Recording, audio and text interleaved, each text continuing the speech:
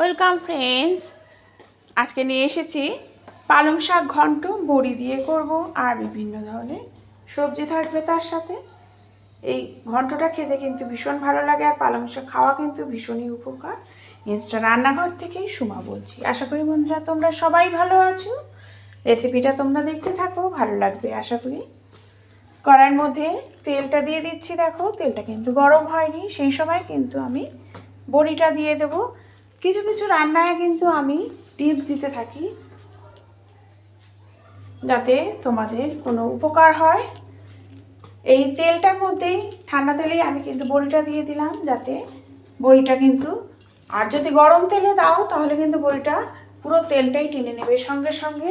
ঠিক এইভাবে করে একবার দেখো, দেখবে একটুও কিন্তু বড়ির মধ্যে তেলটা টানছে না।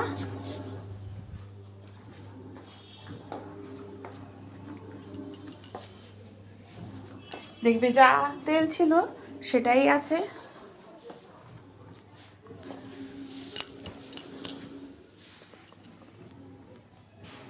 একটুও কিন্তু তেলটা টেনে নিল না, দেখেছো তোমরা? একদমই সামনে করছি, কোনো কিন্তু এডিট করা কাটিং কুটিং কিচ্ছু নেই।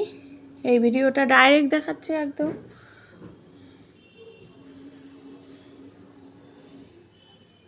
দেখলে যা তেল ছিল তাই কিন্তু আছে। আর যদি গরম তেলে দাও দেখবে একদম টেনে নেবে। এবার আমি দেব হচ্ছে পাঁচফোড়ন। পাঁচফোড়ন হচ্ছে এই সমস্ত ঘন্টে পাঁচফোড়ন দিলে খেতে বেশি ভালো লাগে। দিয়ে দেবো এক এক করে সব সবজি।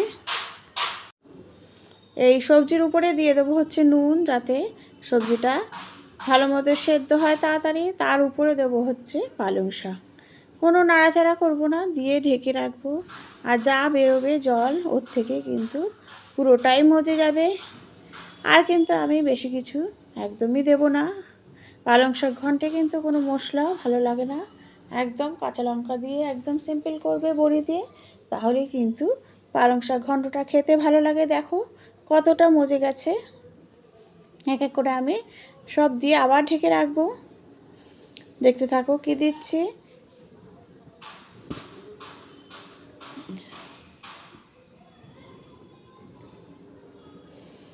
তোমাদের কি কি রেসিপি দেখতে ইচ্ছা করে অবশ্যই তোমরা কমেন্টের মাধ্যমে জানাও।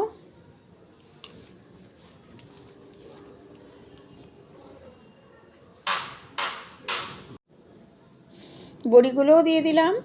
এই সময় কিন্তু আমি চিনি দিয়ে দেবো, কারণ চিনির থেকে যে জলটা বেরোবে তাতেও কিন্তু এই পালং শাকটা পুরোটাই মজে যাবে। স্লাইড হলুদ দিলাম, দিয়ে এবার সব নাড়াঘাটা করে একদম ঢেকে রাখবো। একদম যতক্ষণ না মজে যাচ্ছে ততক্ষণ কিন্তু এটা রেখে দেবো। সব কিছুই দেওয়া হয়ে গেছে, ব্যাস তাহলেই কিন্তু পালং শাক ঘন্ট একদম রেডি হয়ে যাবে। যখন দেখবে যে একদম সব শুকিয়ে গিয়ে একদম শুকনো শুকনো করবে, এতে খেতে কিন্তু বেশি ভালো লাগে। আর যারা বেল আইকনটা এখনও প্রেস করোনি বন্ধুরা, তারা কিন্তু একটু বেল আইকনটা প্রেস করে দাও, পাশে থাকো। আর যা যা রেসিপি তোমাদের সাথে দেখতে ইচ্ছা করে সেগুলো একটু কমেন্ট করো। আর এখানে কিন্তু আমার এটা রেসিপি চ্যানেল, সব কিছুই কিন্তু অনেক রেসিপি দেওয়া আছে, অবশ্যই তোমরা একটু ফলো করো, দেখবে ভালো লাগবে। ব্যাস জলটা টেনে গেলেই রেডি হয়ে যাবে, একদম সব সেদ্ধ হয়ে গেছে। Thank you.